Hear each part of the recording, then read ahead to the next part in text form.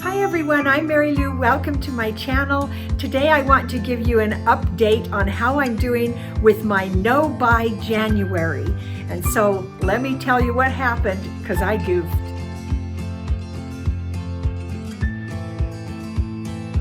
Welcome back to my channel. If you're a subscriber, thank you. If you haven't yet subscribed, please consider doing that and joining us for all the things that we do on this channel. So one of the things I've been telling you about that I'm doing is during the year of 2023, I am decluttering my entire home. I'm decluttering my finances, my food, and my time. And so I've been doing quite a bit of home decluttering, and you can see that playlist. I'll put it up in the corner. But one of the things I really jumped into during the month of January was the decluttering of my finances. And so that has been so interesting. On the day I'm filming, it is January 20th. No, it's January 21st. So we're happy birthday to my brother. It's his birthday today. So we're more than halfway through the month, and I've done pretty well. At least I thought I was doing pretty well until I realized that I bought some things that I was determined not to buy without even thinking of it. So when I established this idea of the no purchases in January, I had some qualifications. I would still buy food and medicine or vitamins, things we needed for our basic nutrition, and I'd still buy gas, and everything else was off limits. So I went shopping at Costco. I bought our food, our regular food that we always buy, and I went ahead and bought paper plates, paper cups, napkins. That's not food. That's not nutrition. But we're having a party because my daughter Kate's going on a mission trip to Africa. We're so excited for her. And so we decided to have kind of a party where family could come and kind of celebrate this thing that she's doing. And so I went ahead and bought the plates, cups, napkins. I didn't even think about it. I didn't even realize I was buying them. They went in the cart with all the food. And so it made me really conscious of the things that we buy without thinking. And I was listening to Minimal Mom, and she says, if you buy it without thinking, why don't you declutter just as easily? I thought that was genius. Okay, so I know that the paper plates and cups and forks and things will help us at this party. But I thought, well, if I really was determined to only buy food and those kinds of things during January, what could I have done instead of buying? And I thought, we could have used the plates, cups, things that we have in our house, but that would accommodate only a few people. It's not like we've got massive amounts of that. And still, until I started looking around and I realized we have a couple of sets of dishes that I forgot we even had. We have some party plates with cups. I could have used those. Silverware would have been tricky because we tend to lose that for some reason. Where does that disappear to anyway? Why do we always end up with way too many knives and not enough forks and spoons? I don't know. But I could have borrowed.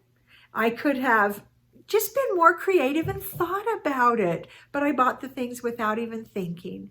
And so I'm wishing I hadn't, because it would have forced that creativity. That's one of the things I'm finding out is one of the best things about having a no buy ban, like a buying ban for a period of time, is that, man, you have to be creative and kind of think things through. And I feel like buying nothing has really increased my creativity during the month of January. And so I had to admit my goof, because that's reality, right? This is real life. And so I'm really going to push this for the rest of the month to really be more conscious about what I am buying and not just buy on autopilot. Okay, so that's one of the things I wanted to admit my mistake and tell you options I could have used. And then another thing I wanted to mention about No Buy January. I'm pretty impressed with the amount of money I've saved. I didn't realize, I feel like I've lived pretty tight each month. And so my husband and I have a budget, and he has his income and he pays for certain family things with his, and I pay for certain family things with mine. Well, I realized how much easier that is. And we actually had a thing happen this month where we had an illness that required certain vitamins and things to get through that. And I easily had the money for those things, for that basic health support that we needed. So that was pretty great, I thought, and a really nice side benefit of having a month of buying nothing. One of the other things that I've done during the month of January is to take my bank statement and really, really look at that. I found 2 subscriptions that I never use, that I had completely forgotten was being taken out of my bank every month. And I feel so silly because I don't know why I didn't notice that before. Because I look at my bank statement pretty regularly, but for some reason it just didn't register. I was looking through and saying, what is it I've actually been buying? And because I haven't been using my debit card as much as usual, all of a sudden these fewer things started to stand out, and it became very obvious where I've been paying for things that I don't need. And so that was a huge eye-opener. And so I'm really thinking about my budget. And I know that a large part of my budget goes to food for the family, for phones, because I have my share of things that I pay for out of my income. And so that has just been so interesting. The last side benefit that I can tell you of doing a financial declutter is it has made me hyper aware of debt. And I can see very clearly how much goes out to pay for debt and how much is usable income. And I do apply a certain amount every month into savings. I have a very special savings system. And so I've been able to keep up on that. But wow, it has made me very conscious of debt. And when I talk about decluttering our stuff, and sometimes I mention that I don't want to leave a whole bunch of stuff for my kids to have to deal with when I go, the financial stuff has become much more of a thought in my mind, that when I go, I don't want my kids to have to deal with financial stuff that I left. And so it's made me more determined to get rid of debt, and especially to pay off our house, because I have a child who has disabilities. I really need to think of the future for her and any caregiver. Right now, Lindsay and I are her primary caregivers, and we've talked about this a lot as a family, that all the kids know that that's part of their responsibility later on. And Lindsay has decided to basically take on the major part of that responsibility, which, what a blessing that is, to have kids willing to take care of each other later, and particularly a disabled child. What a blessing that is.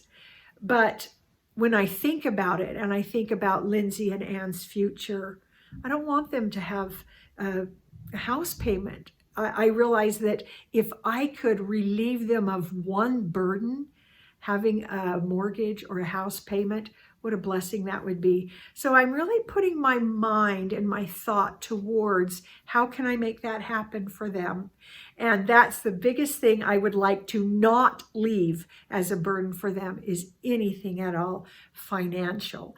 And so that's why I do this channel, is as a way to try to increase the money coming in so that I can take care of some of those things. So thank you for those of you who subscribe. You guys helped me monetize my channel near the end of last year, and I can't even tell you how grateful I am for that. It's still, I mean, we're not at the point where we're making thousands of dollars a month or anything, but It gives me hope, and each little bit, as we increase gradually, each little bit helps. So thank you so much. I can't even tell you how grateful I am for that. And you've helped me make that decision to keep going. So I really appreciate that. Okay, so there's just my update on a spending ban for the month of January. I'm kind of thinking how I'm going to continue that. And I have kind of a clever idea for February. And if you want to watch my video about where I kind of really talked about my spending ban, my wacky haircut adventure and all of that, I'll put that in the description and up in the corner so you can watch that first video about the ground rules if you want to set up for yourself a spending ban. And so I just wanted to give you an update. Thank you for being part of my channel, and good luck with your own spending ban. We'll see you next time.